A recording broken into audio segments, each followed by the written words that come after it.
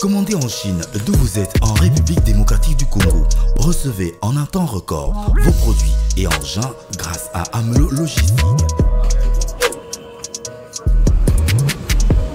Partout dans le monde, passez vos commandes. Amelo Logistique achète pour vous et expédie vers vous à un prix défiant toute concurrence.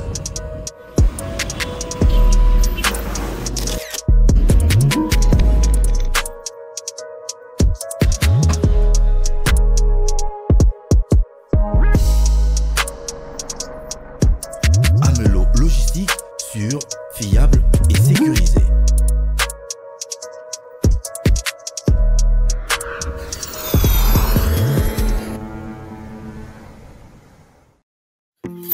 Vous cherchez du personnel de qualité pour votre ménage, ne vous dérangez plus car nous avons une solution efficace pour vous.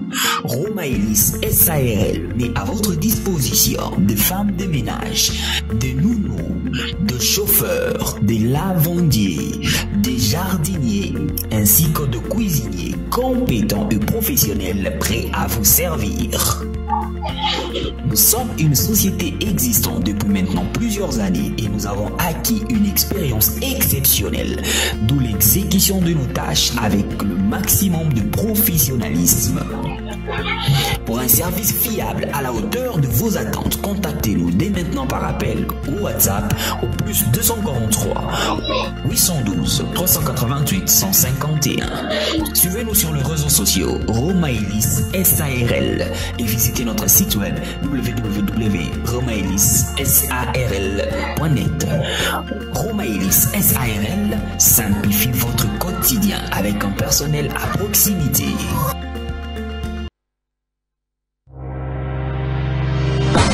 Chiquititan tan tan que tumban bang que tepe tepe.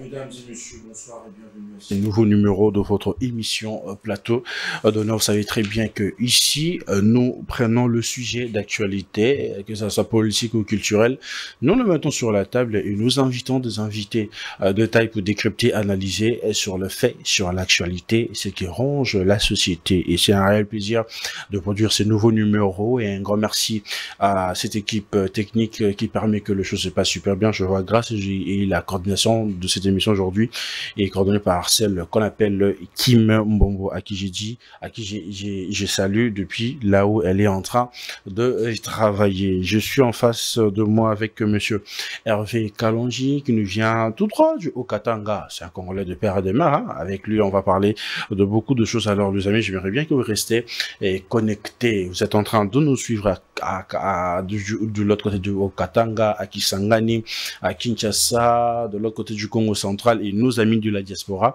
grâce à toutes nos plateformes digitales, Facebook, Instagram, Twitter. En tout cas, abonnez-vous massivement, partagez le lien et ça fera énormément plaisir. Je m'en vais vers mon invité pour dire bonsoir et bienvenue, messieurs Hervé Kalonji. Bonsoir. Un réel plaisir de vous avoir pour une première fois sur Plateau d'honneur. Merci beaucoup. Je vous suis de loin. C'est un honneur pour moi aussi d'être reçu sur ces plateaux.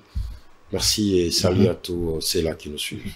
C'est vraiment un honneur, un réel plaisir parce que je sais qu'on parlera de tout sauf rien. Je pense qu'il n'y a pas de limite. Il n'y a pas de limite. Dieu m'a fait grâce d'être polyvalent et je touche un peu à tout. Ah oui, voilà. Les amis, c'est avec monsieur Hervé Kalonji dont on partagera ces très bons moments de change. Donc, à rester et connecté. Au-delà de la politique, vous êtes aussi un opérateur culturel, un homme de culture. Le Grand Katanga est riche culturellement, mais la culture est marginalisée dans la propriété politique. Le journaliste culturel que vous êtes, se sont-ils attendus, entendus ou ignorés de l'autre côté? Nous ne sommes pas, dire que nous sommes ignorés, ça serait très fort, mais seulement que, comme vous le dites, le Katanga n'est pas vraiment le socle de la culture, bien que nous avons aussi des légendes dans ces domaines-là.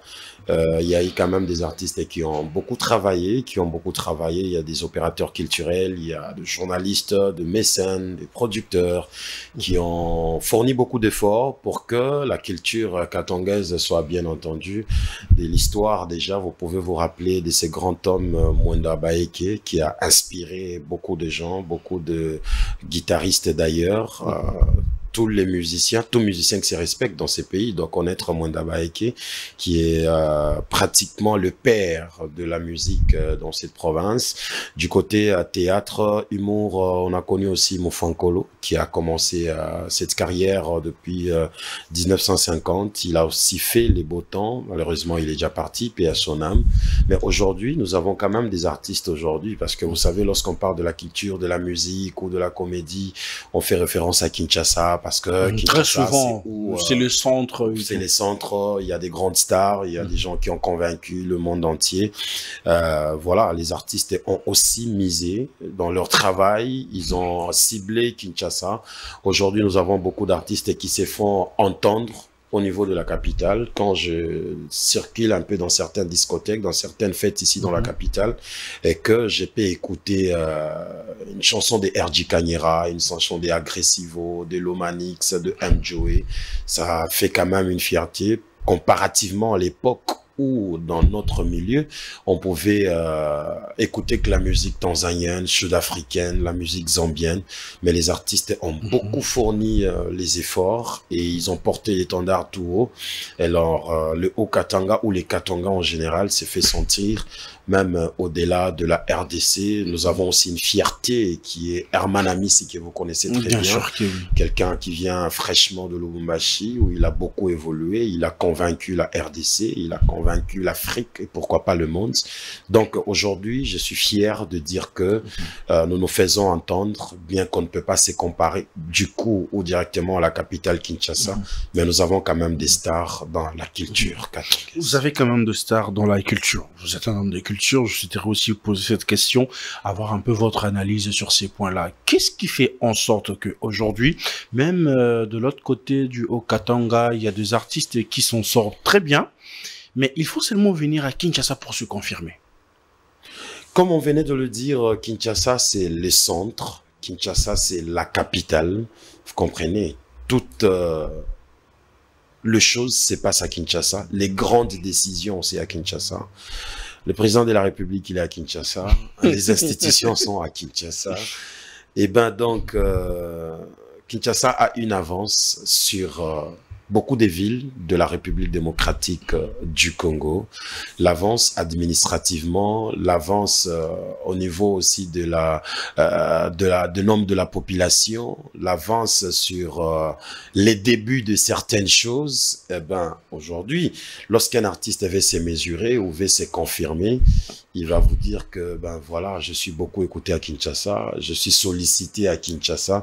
C'est une unité de mesure, au fait. C'est comme le mètre, on peut avoir les kilomètres, on a les sous-multiples ou les multiples, mais à Kinshasa reste l'unité de mesure. Donc vous pouvez tout faire ce que vous pouvez faire, vous pouvez produire de l'autre côté du Haut-Katanga, mais il faut seulement venir à Kinshasa. Pourquoi je pose cette question? Parce que je vois par exemple RJ qui fait de stades dont il y a la population répond. Ouais. Ici, il y a des artistes, il est en vogue, il est en buzz, mais Stade Mono a bétité.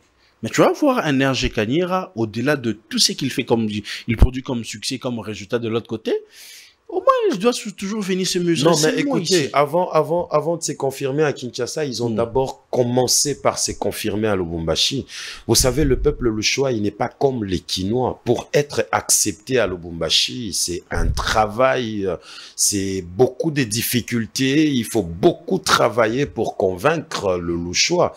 Les Luchois, excusez-moi, je ne sais pas si ça sera les bons termes, il est un tout petit peu réticent, un tout petit peu orgueilleux, hein, comme cette histoire où on nous dit qu'on n'accepte pas, nul n'est prophète chez soi, mais pour que vous soyez acceptés, les musiciens ont eu à faire un travail de qualité pour se convaincre. Aujourd'hui, vous parlez de R.J. Kanyera, je peux vous citer Agressivo, je peux vous citer Lomanix Kianzila, qui sont à mesure de remplir certains stades à notre niveau dans le Haut-Katanga, voire même les musiciens gospel. Par par exemple Dona Mwanza, nous avons les prophètes Joël Kabwe, voilà, il y a les frères Al Kambumba qui sont à mesure de remplir de complexes comme Kiweli là. C'est plus de 10 000 personnes qui vous répondent dans un concert. Mais écoutez, on ne peut pas s'y limiter que ce soit. Alors, ils sont en train de chercher à vendre l'image au-delà de la province du Haut-Katanga ou de l'espace Katanga pour être consommé. Vous voyez, l'artiste est aussi en train de conquérir, de faire un effort pour conquérir le monde entier. Et déjà que lorsque vous avez déjà convaincu Lubumbashi, laissez-moi vous rassurer qu'ils sont vraiment stars aujourd'hui à Lubumbashi, un artiste qui circule en route comme ça, de peur qu'il ne soit encombré ou embrouillé par les fanatiques qui les suivent. Alors s'il doit venir à Kinshasa, c'est pour faire consommer aussi notre culture. Notre culture, elle ne peut pas rester locale. Et surtout que les Kinois aiment trop consommer biloko na bango. Vous comprenez? Alors nous aussi, on a fait un travail pour pousser les nôtres à nous consommer même au-delà de notre province, vous comprenez. Aujourd'hui, c'est un pari doivent gagné. nous consommer. Après Kinshasa, l'Afrique donne quoi? Nous avons des artistes le choix qui ont eu des trophées au niveau international. Il y a Majus qui a eu un trophée Afrima Awards grâce à sa chanson avec Koffi Olomide, Ndoto. C'est un grand award au niveau du Nigeria où il y avait la présence des Wizkid, de Davido et autres. Un artiste Louchois a eu à ravir un trophée là-bas. Nous avons vu R.J. Kanyera qui a décroché des grands contrats avec Universel. R.J. Kanyera qui a eu des trophées au niveau international. Pour nous, c'est une fierté. Kinshasa, on ne peut pas aujourd'hui bouder Kinshasa parce que les grandes stars de ce domaine-là sont ici et nos artistes le savent. Mais notre lutte est que qu'on puisse égaler, qu'on puisse nous faire consommer sérieusement.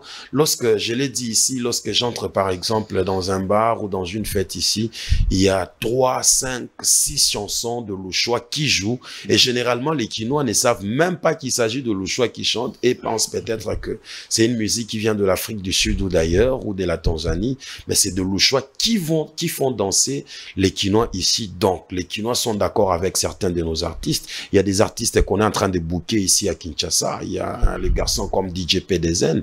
On l'invite généralement ici à Kinshasa et c'est des grosses sommes d'argent, c'est des grands cachets qu'ils demandent. Eh bien donc, merci à Kinshasa et courage à nos artistes qui s'imposent et je pense que ça ira comme ça jusqu'au niveau mondial. Beaucoup d'événements culturels et sportifs ne survivent pas, faute de financement. Est-ce que la faute revient à l'État ou des organisateurs eux-mêmes? Les organisateurs ont la volonté. Moi-même qui vous parle ici, je suis un événementiel. Voilà la raison pour laquelle je vous ai posé cette question. Voilà, je suis un organisateur d'événements. Il y a mon ami Gift Madia qui est là. Il y a Billy Makela qui est là avec Katanga Award. Il y a beaucoup d'événements culturels dans notre espace. Mais pourquoi on va revenir encore sur ces mêmes débats? À Kinshasa, il y a beaucoup de gens, il y a beaucoup de sponsors. C'est ici que viennent beaucoup, qui vivent plutôt beaucoup de décideurs. Vous comprenez, même avec nos sociétés et qui sponsorisent les événements, les grandes décisions viennent de Kinshasa. Donc, ils sont là-bas, mais les grandes décisions viennent de Kinshasa. Voilà, vous allez faire une lettre, par exemple, à une banque, et la lettre doit être transférée à Kinshasa. C'est Kinshasa qui doit approuver selon les éléments qu'on va mettre pour prouver la grandeur de votre événement, ainsi de suite. Il faut convaincre les directeurs et les directeurs ordonnent. Alors, généralement, nous sommes butés à ces problèmes-là de mécènes, des producteurs ou des gens qui ont la volonté d'accompagner la culture. Nous n'en avons pas beaucoup dans notre espace. C'est à compter au bout du doigt. Si je me mettais à compter ou à citer les noms ici, je ne sais pas si je peux arriver à 10 personnes qui sont à mesure de soutenir des grands événements, même soutenir les artistes, même avec l'argent des studios, l'argent des clips. C'est vraiment un très grand combat dans notre espace, mais le quelques-uns que nous avons, ils font à ce que nos artistes vivent. Ne vous en faites pas, nous avons des artistes qui sont bien posés à Lubumbashi, qui ont construit des jolies maisons, qui roulent carrosses, qui ont des charrois automobiles, peut-être au Akiba, artiste Moussous na Kinshasa, non, mais je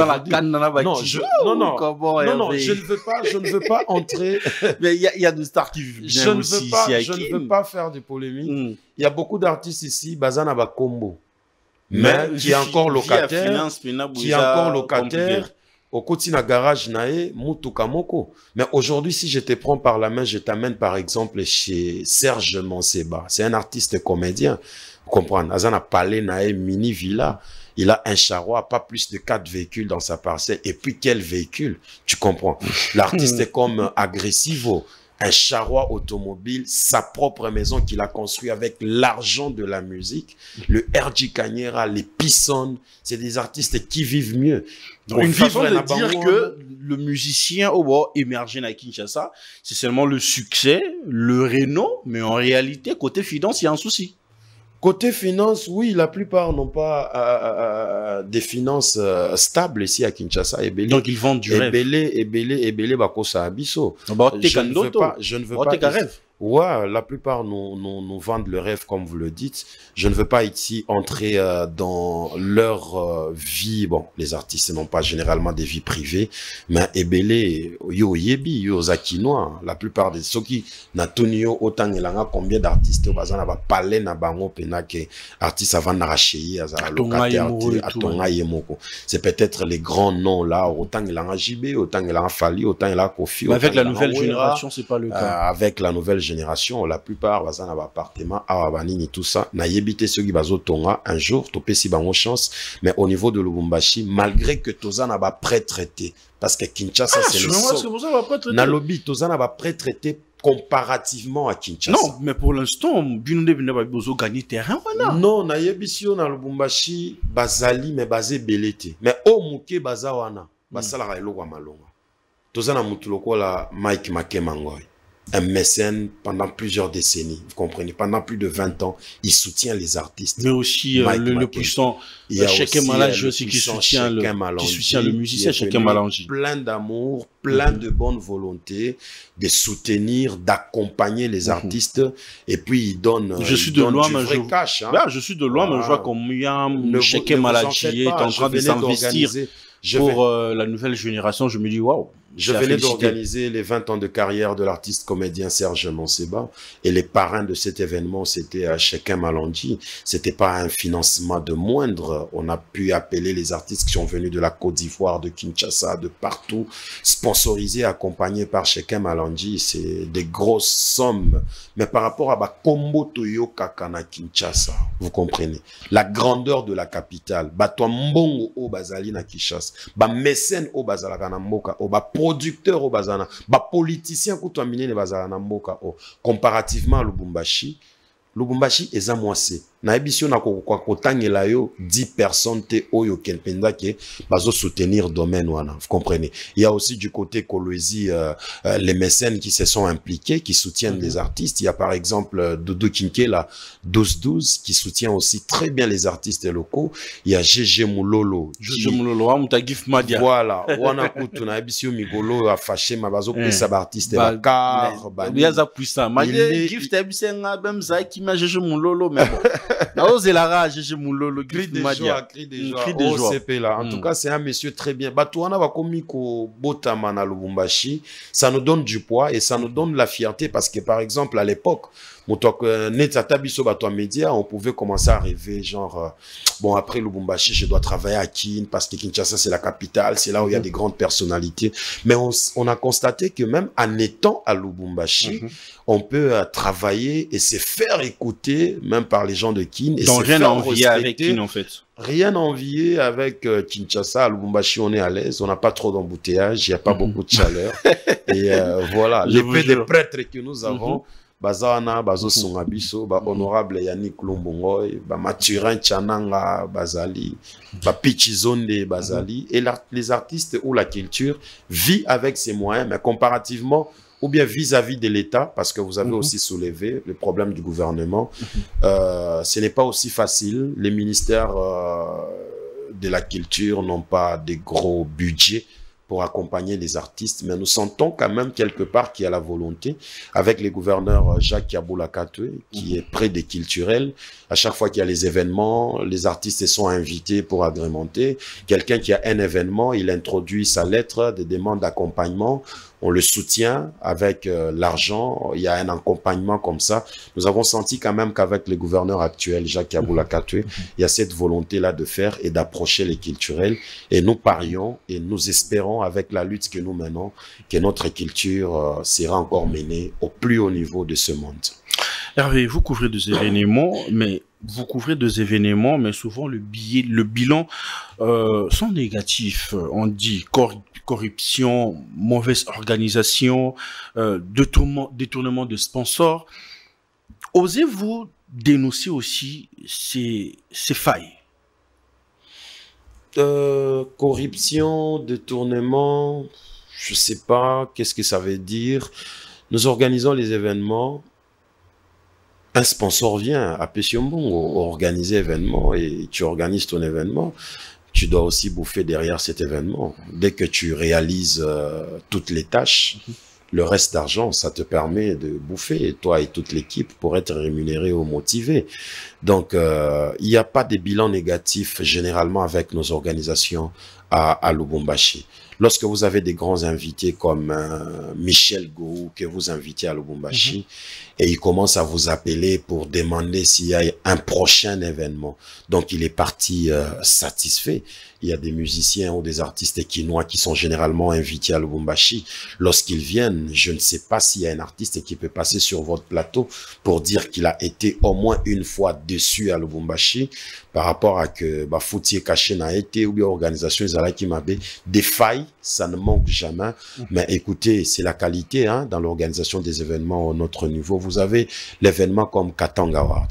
On a connu ici à Kinshasa, il y avait des awards comme Mwanamboka, il y avait Ndoule Award, Eskezala Alissus.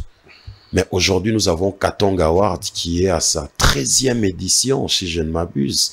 La prochaine édition, ça sera au mois d'octobre. Cet award qui a primé beaucoup d'artistes, beaucoup d'entrepreneurs, beaucoup de politiques, beaucoup des hommes de Dieu.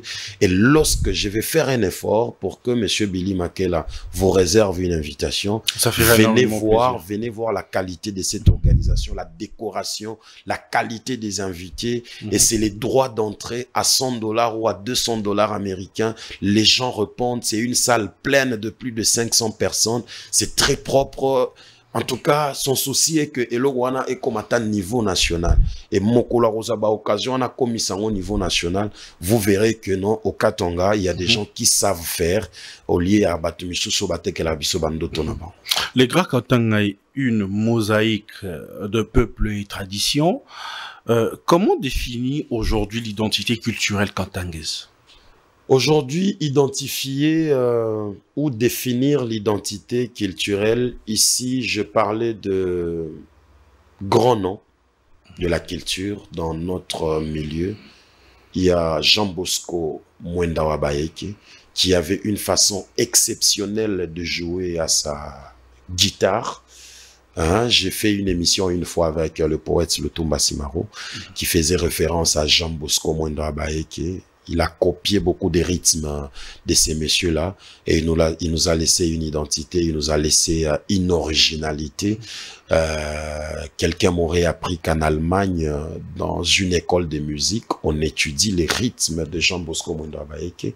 Du côté humour et théâtre, Moufankolo Alessa, qui a aussi mis au monde beaucoup d'artistes, qui a imposé un style, un théâtre. Beaucoup de familles ont été sauvées, beaucoup de jeunes ont été sauvés grâce à leur théâtre.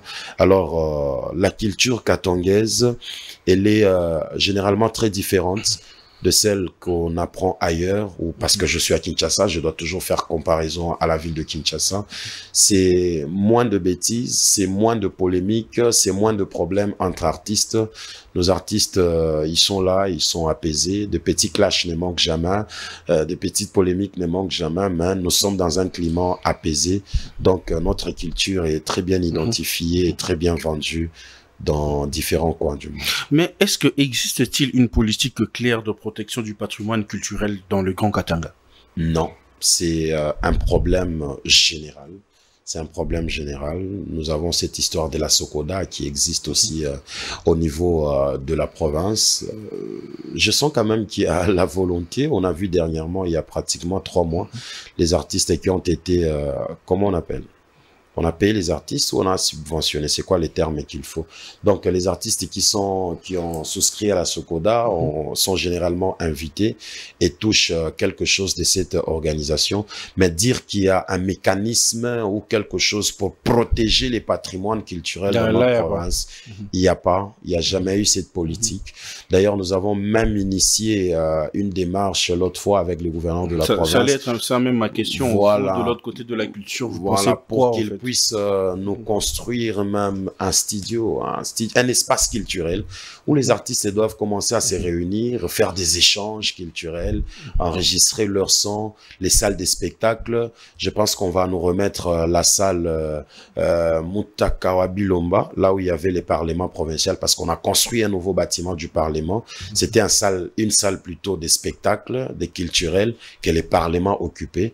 Déjà, ils sont chez eux là-bas. Je pense que la salle va revenir au culturel. Il y a même un groupe des amis qui ont créé un mouvement où ils sont allés voir même le président de l'Assemblée provinciale pour demander à la gestion de cette salle-là. C'est vraiment une salle appropriée à des spectacles et à des scènes de théâtre ou des concerts. Je pense que la démarche va aboutir, mais le gouverneur Jacques Aboula Moré dit qu'on est en train de chercher encore à perfectionner. On va reconstruire ça pour Ezalani Tiba, centre culturel au niveau à Kinshasa. Je pense que c'est une démarche à louer. Nous continuons à faire la pression, nous continuons à demander, nous continuons à faire, à soulever des motions pour que les autorités nous écoutent, afin que les patrimoines culturels soient bien protégés et que ça soit bien évolué dans cet espace. Aujourd'hui, la musique urbaine, disons, parlons, afrobeat, ndombolo, rap, qui domine vraiment, même de l'autre côté du Haut-Katanga, plus l'influence aussi sud-africaine, où ils ont côté la Binoana et tout. Que devient-il le rôle de la musique traditionnelle katangaise? La musique traditionnelle, elle est là. Elle est là, mais elle n'est pas trop jouée. Nous avons des groupes socio-culturels qui généralement agrémentent dans des manifestations. Mais dire que la musique traditionnelle, comme celle que faisait Mwendo Abayeke, il y a Sando Marteau qui essaye de faire ça, mais bon, il n'est pas trop présent sur la scène culturelle, mais il fait quand même le traditionnel. Mais écoutez, nous sommes vraiment envahis par ces vents-là dont vous venez de faire allusion, les vents sud-africains, les vents zambiens, les vents tanzaniens. Il y a ces rythmes-là qui priment beaucoup dans notre espace. Et du coup, vous perdez votre identité musicale aussi, hein? Bon, les problèmes aussi, c'est les problèmes de consommateurs. Vous avez un artiste comme Joe Kizzy, lorsqu'il va au studio, sur les 5 ou 6 chansons qu'il va sortir, il ne manque jamais une chanson qui a origine à la spécialité katangaise, mais vous sentez que dans la consommation, les gens ne consomment pas ces rythmes-là. Aujourd'hui même, si vous entrez dans des fêtes ou dans des nightclubs au niveau de Lubumbashi, à Tarumba, Oyopo et Beta, c'est pratiquement 20% ou 15%. Donc, il faut modéliser un peu, c'est un peu démélangé avec voilà, donc c'est 80% Amapiano, house music, les ndombolo, le coupé, décalé, coutoupé, Mwandambu, vous comprenez. Donc, le Amapiano a beaucoup envahi l'espace Katanga. Généralement, même nos artistes se plaignent qui ne sont pas vraiment à un moment joués par les DJ locaux. Parce que, bon, au vendre quelque part, au Tchenzembo artiste local, bah, tu vas vendre, bah, au Binaté, mais si tu mets une chanson d'un Sud-Africain, Amapiano, bah, ça mouvemente. Mais nos artistes ont essayé de copier ces rythmes-là, bah, mélanger et logo Katanga, bah sali. En tout cas, c'est un rythme qui sort de l'exception. C'est exceptionnel, c'est que font les gens comme les Oxygène, les Fichiwan. Voilà, vous sentez qu'il y a un peu de house ou un peu de amapiano mélangé au rythme du Katanga. Et ça sort Mikolo. Mais comment le Grand Katanga peut-il utiliser sa richesse culturelle pour renforcer la cohésion sociale dans une province marquée par les tensions politiques et économiques? Tensions politiques, bon, il n'y a pas trop, mais il y en a quand même. Je pense que les artistes, ils font toujours un effort pour véhiculer... Les amis de la technique, essayez d'être avec nous ici, s'il te plaît. Voilà.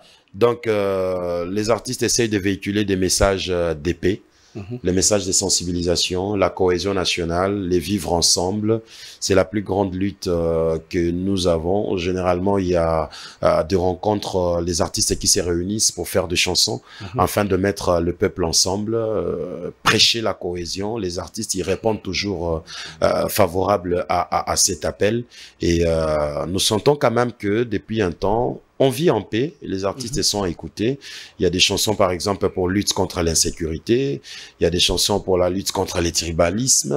Les artistes, ils sont là, ils participent quand même. Ils participent pour essayer de véhiculer les messages pour que le peuple apprenne à vivre dans un climat de paix et éviter les désordres. Mais la culture peut-elle devenir un levier économique au même titre que le cuivre, le cobalt, par le tourisme et l'industrie créative? Je vous jure, si l'État mettait les yeux ou son esprit sur les artistes du Katanga, même les ministres, les ministères nationaux, Madame la ministre, je pense qu'elle est en train de nous suivre, les jours qu'on va miser. Je ne dis pas qu'à Kinshasa, il n'y a pas de talent. Kinshasa déjà va convaincre. Bazoteka déjà, Bazoteka déjà, bonne image, Yambo Kanabiso. Mais Mokolo Barozwa Misu Bacheli, quelques artistes du Katanga, je vous dis, ça pourra nous produire et ça pourra créer un aspect économique considérable. Parce que ce que font nos artistes là, et c'est Ngeli Kaka, ils sont pas loin d'être des Davido, ils sont pas loin d'être de whisky. Et zo senga kaka moi ba moyen. Les vieux moro kaka ba tche vitesse. En tout cas, et croyez-moi, nous avons des talents, alors des grands talents dans cet espace. Moi, je pense que la ministre devra aussi se rappeler de nous. Je l'ai jamais vu à Lubumbashi venir dans une mission spéciale pour parler culture dans cette province, réunir les culturels. Depuis tout ça, la ministre n'a pas culture tout déjà balekaka.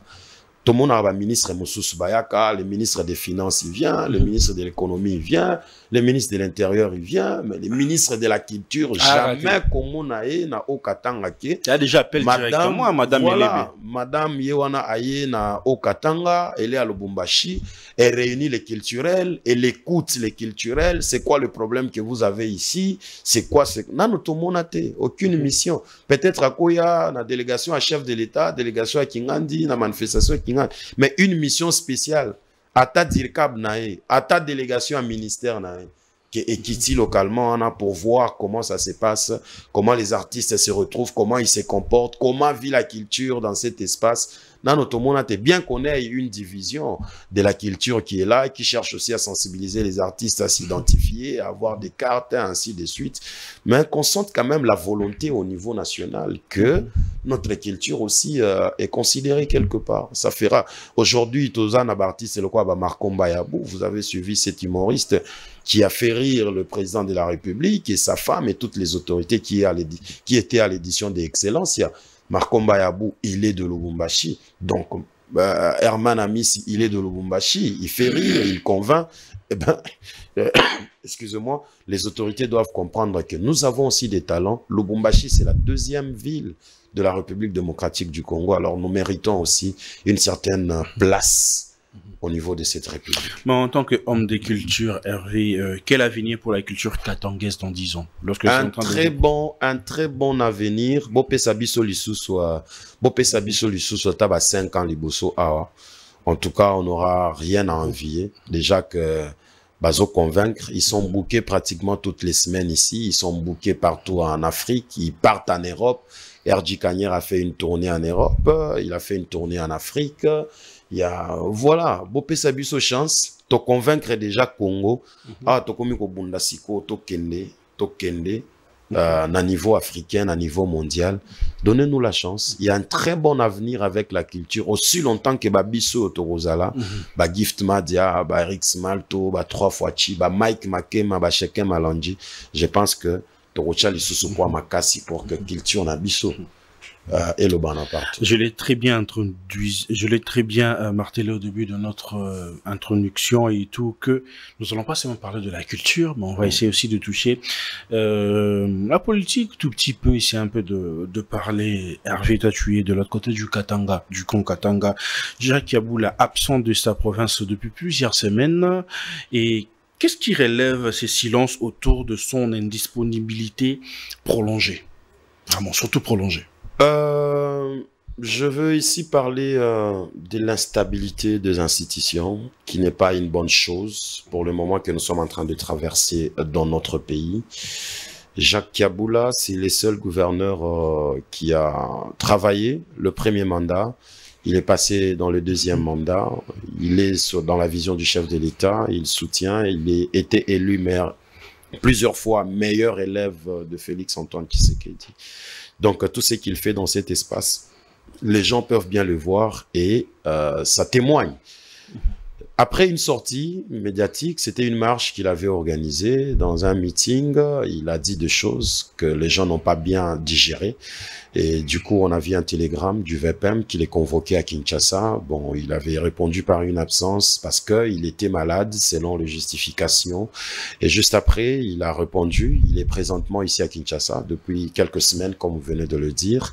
Attendre la suite parce que, bon, c'est la hiérarchie qui l'a appelé. On ne sait pas ce qui se passe, les dessous des cartes. On ne le connaît pas et je peux rien affirmer ici. Martin Kazembe, qui est son vice, qui a été notifié gouverneur intérimaire parce que, bon, voilà, assurer les affaires courantes parce que le titulaire n'est pas là. Et du coup, on attend. On attend. Ça fait le bruit sur les réseaux sociaux. Il y a ceux-là qui attendent à faire du bruit jusqu'à présent. Retour. Il y a ceux-là qui disent il ne peut pas rentrer, mais je pense que les Louchois ou les Haut-Katangais attendent son retour très bientôt. Il n'y a aucune information qui fuite. Il n'y a aucune information qui fuite jusque-là. Il est là. Il est là, il parle au téléphone, il est à l'aise, il n'est pas arrêté, il est à Kinshasa. Il attend que sa hiérarchie lui autorise le retour pour qu'il aille continuer le projet ou les chantiers qu'il a laissés en cours. C'est quand même une province qui s'est distinguée parmi tant d'autres, parmi toutes les 26 provinces de la République démocratique du Congo. Depuis les mandats de 2018 jusqu'à aujourd'hui, pratiquement tous les gouverneurs ont été bougés, soit par des motions des assemblées provinciales, quelques présidents et plutôt gouverneurs ont été déchus de leurs fonctions et on a voté d'autres gouverneurs et soit on a suspendu, soit c'est seule la province du Haut-Katanga qui n'a jamais connu ces genres de pratiques. Ça prouve qu'il y a vraiment un leadership incarné dans le chef de Jacques Yaboula qui essaye de stabiliser les institutions au niveau de la province et les Hauts-Katangais attendent le voir revenir à la maison pour continuer le travail. Mais cette convocation à Kinshasa, est-ce que c'est une simple formalité administrative ou le signe d'une crise politique plus profonde? Non, de crise politique, il n'y en a pas. C'est une formalité administrative. Lorsque votre chef vous convoque, il faudra répondre à l'appel de son chef. Alors, on va vous reprocher s'il y a des faits graves ou il y a des faits qui vous sont reprochés. On va vous dire ça. Mais jusque-là, parler d'une crise profonde, on aurait appris quelque chose en justice. Le gouverneur est poursuivi pour ça. Le gouverneur est accusé de ça. Jusque-là, il n'y a pas cette histoire au niveau de la justice. C'est juste qu'il est venu répondre à l'appel de son chef hiérarchique, qui est le vice-premier ministre de l'Intérieur et Sécurité, Jacques Chabani. Je pense que c'est un appel, c'est une formalité administrative. Et voilà, les VPM, ils le reçoivent, ils vont parler. Et on aura la suite. Mais ça prend du temps. Du jour au lendemain, non, bon, c'est aussi cette on risque d'atteindre le mois. C'est aussi cette histoire, craindre, en fait. C'est aussi cette histoire que certains observateurs ou analystes de la société essayent de déplorer ou de dénoncer généralement. Kinshasa, par moment, on parle d'étouffement, on parle des punitions qu'on impose à certains politiques qui viennent de l'intérieur du pays, vous comprenez? Vous avez un tout petit problème, soit c'est un conflit de leadership au niveau national, parce que votre parrain c'est tel, il ne s'entend pas avec tel, l'autre va vous prouver que c'est lui qui a le pouvoir. et on vous appelle à Kinshasa, on ne vous reçoit pas, vous êtes à l'hôtel, vous mangez, vous buvez, vous êtes là, une forme de cachot, une forme de détention mais intellectuelle ou je ne sais pas comment qualifier ça. Mais vous êtes à Kin, vous ne bougez pas, on ne vous autorise pas de rentrer à Lubumbashi. On dirait que vous êtes arrêté, on dirait que l'autorité qui vous a appelé n'est pas disponible à vous recevoir. C'est quelque chose qui est quand même dénoncé. On doit savoir, les gens attendent voir pour imposer quand même la paix dans le Haut-Katanga. Les gens doivent savoir. Parce que son absence essaie un peu de déranger. Oui, ça dérange. Il y a des camps qui sont divisés. Il y a des camps qui sont divisés. Regardez sur les réseaux sociaux, c'est des gens qui s'insultent tout le jour. Il y a les camps de Kiaboula, il y a les camps de Kazembe, les gens qui ne veulent pas de Kiaboula. Et c'est des... Bon, ça crée une forme d'insécurité aussi au niveau de la province. C'est pas bon. Les gens doivent savoir s'il n'est plus gouverneur, qui prévoit la loi, est-ce qu'il est suspendu?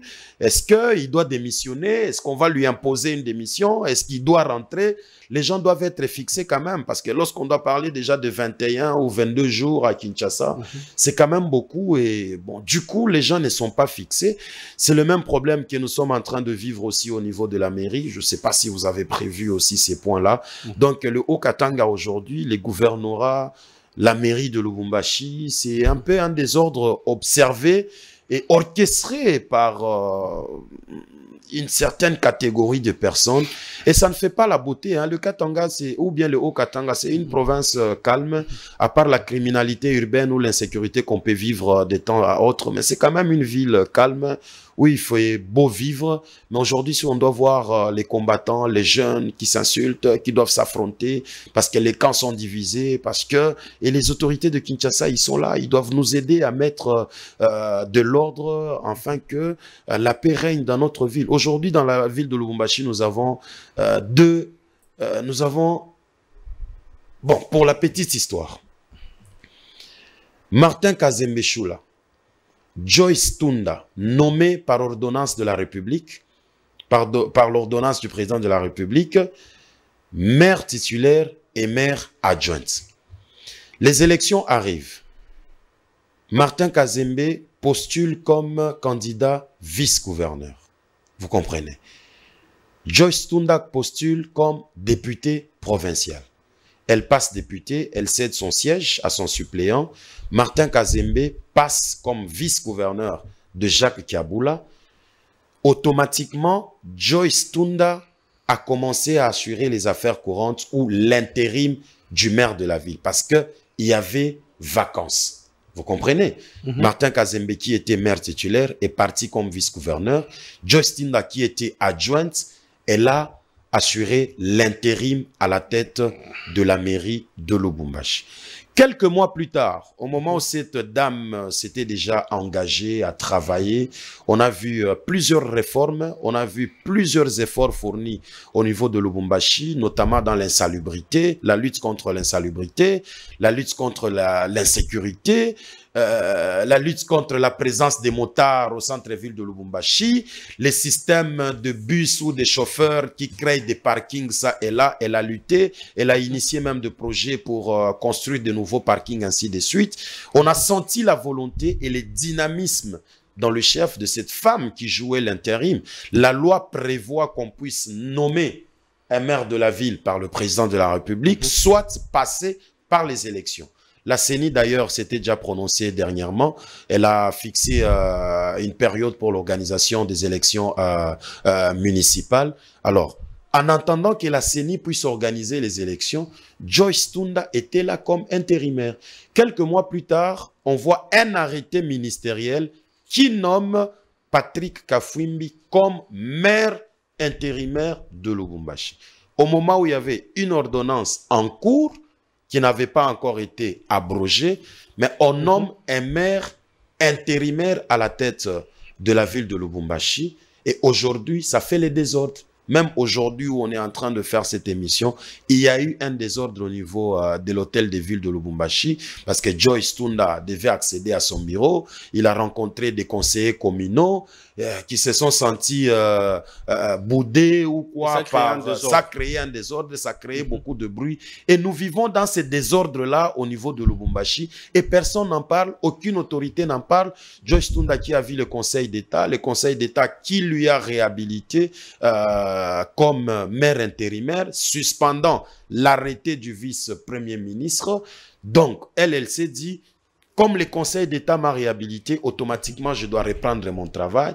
Mais en même temps, Patrick Afouimbi continue à travailler aussi comme maire.